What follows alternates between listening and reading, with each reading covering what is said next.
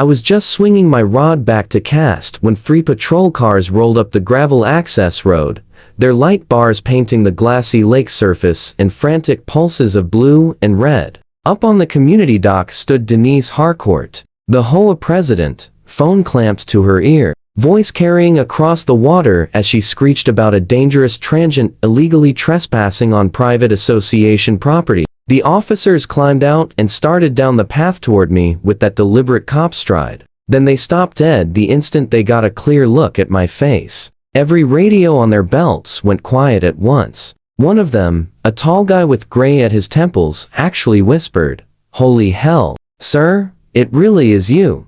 My name is Miles Vance. At 50, I'd built a technology empire valued in the billions while somehow staying almost entirely off the public radar. I own the biggest lakefront compound in Pine Hollow Shores, a sprawling piece of land most of my neighbors have never connected to me. I treasure that anonymity more than the money. I'll take a quiet dawn on the water over another forced smile HOA wine and cheese nightmare any day. So I usually fish in a ratty cap pulled low, sunglasses on, looking like any other early riser.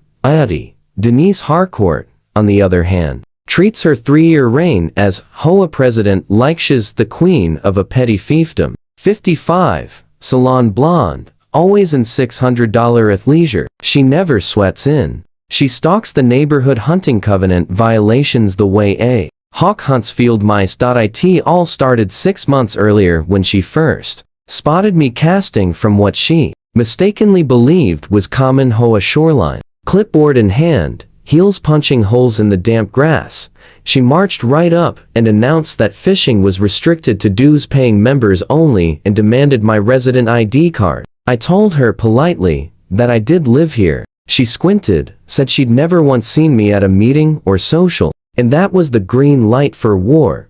First came the official warning letters on embossed HOA stationery taped to my mailbox: loitering without authorization, violating quiet hours by fishing before 7. Apparently, the splash of a lure is deafening. And, most recently, multiple resident complaints about a suspicious person lurking near the lake. I knew those complaints were fiction. I own every lot, everyone, with direct sight lines to my fishing rock. When the letters failed to chase me off, Denise upgraded to daily dawn patrols, high-powered binoculars, a small spiral notebook, and a phone always recording. She was convinced I was some squatter who'd cracked the gate code and maybe even broken into a vacant mansion. She told anyone who'd listened that the scruffy guy in faded clothes who never showed up to potlucks was clearly up to something. What Denise never bothered to check, despite her obsession with control, was the county plat map. I don't just own a house here. I own the whole western shore,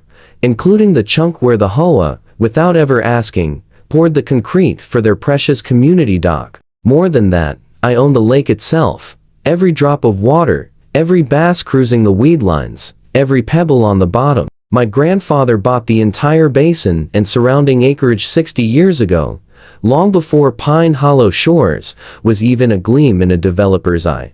That particular morning had started like all the others. Up at 5:30, coffee, down to the water in my ancient hoodie and jeans. Mist curling off the surface, bass smashing shad, perfect conditions. I'd already caught and released 2 when I noticed Denise perched on the hill, binoculars locked on me. This time her phone was out, and she was talking fast. Snatches floated down on the breeze, armed with fishing gear. Erratic behavior, refusing to leave the property. Yes, I do feel threatened. Send someone now.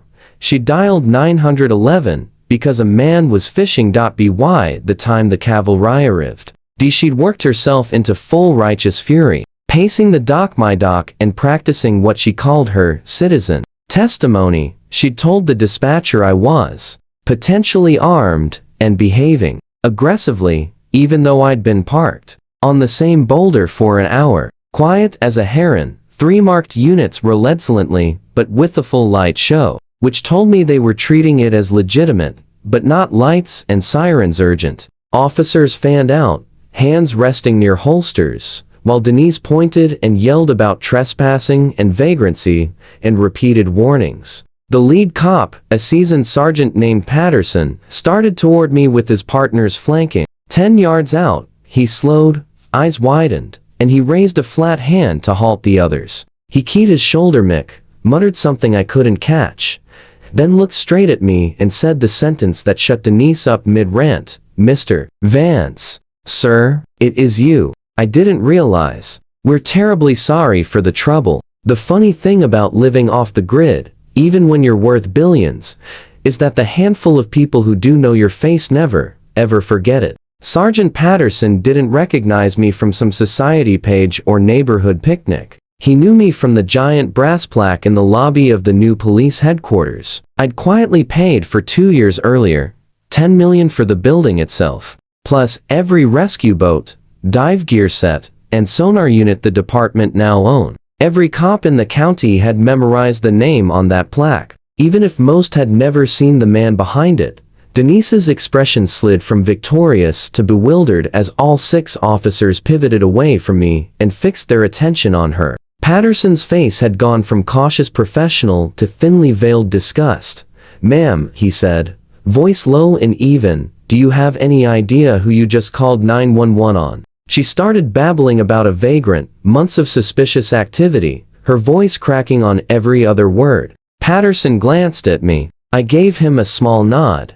"This is Miles Vance," he said, letting the name land like a gavel. "He owns the biggest parcel in Pine Hollow Shores. He's also the single largest donor this department has ever had. And according to county records, he owns the ground you're standing on right now." I reached into my dry bag and pulled out the clear plastic sleeve I'd started carrying the day Denise declared war.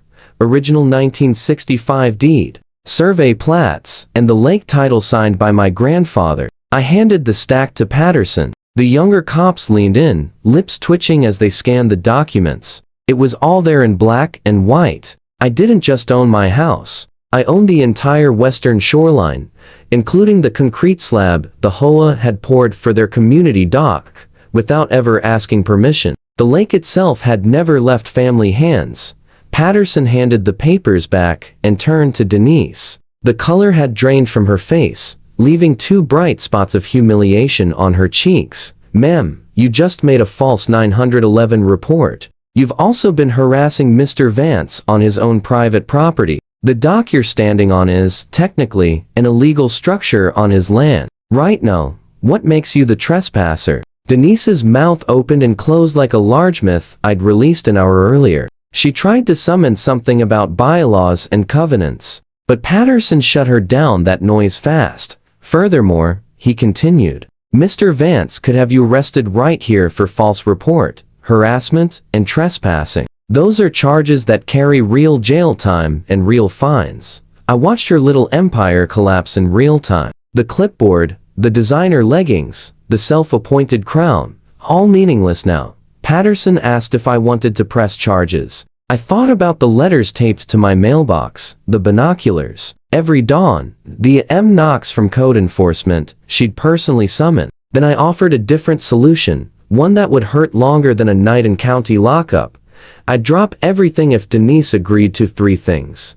A formal public apology, read aloud at the next HOA meeting, immediate resignation as president. The HOA would remove its illegal dock within 30 days, at its expense. She started to argue. Patterson reminded her that a false 911 call alone could mean a year behind bars and a $5,000 fine. Add harassment and trespassing, and she was looking at another 9 months and thousands more. Tears cut black mascara rivers down her face as she nodded. One of the officers produced a clipboard, an ironic touch, and she signed a written admission and agreement right there on the dock. She no longer had a right to stand on. A cruiser followed her home to make sure she didn't circle back. Patterson stayed to take my statement, apologizing at least 4 times. Word tore through Pine Hollow Shores like a brush fire. By dinner time, every mailbox had the story. The emergency board meeting that night was packed. Denise stood at the podium, voice trembling, and read the apology I'd dictated. She admitted to harassing a resident, filing a false police report, and abusing her office. Then she resigned and walked out to dead silence. In damage control panic, The board voted unanimously to dismantle the dock and issued their own groveling apology to me. While they were at it, someone finally looked at the books. Turns out Denise had been writing fines without approval and skimming the cash. A forensic audit uncovered $42,000 missing. 2 weeks late, the DA's office slapped cuffs on her in the middle of an open house. Right in front of a stunned couple she was trying to sell a 4-bedroom colonial to. The local news ate it up. HOA president arrested for embezzlement after botched trespass call. The trial was quick. The evidence was airtight. She was convicted on 3 counts of embezzlement, 2 of fraud, and the false report Karjatha in the courthouse seemed to hate most. The judge gave her 18 months and ordered $75,000 in restitution and fines. As the bailiff clicked the cuffs, Denise looked straight across the courtroom at me. The shock in her eyes said everything. All this because I didn't like a quiet man fishing on his own lake.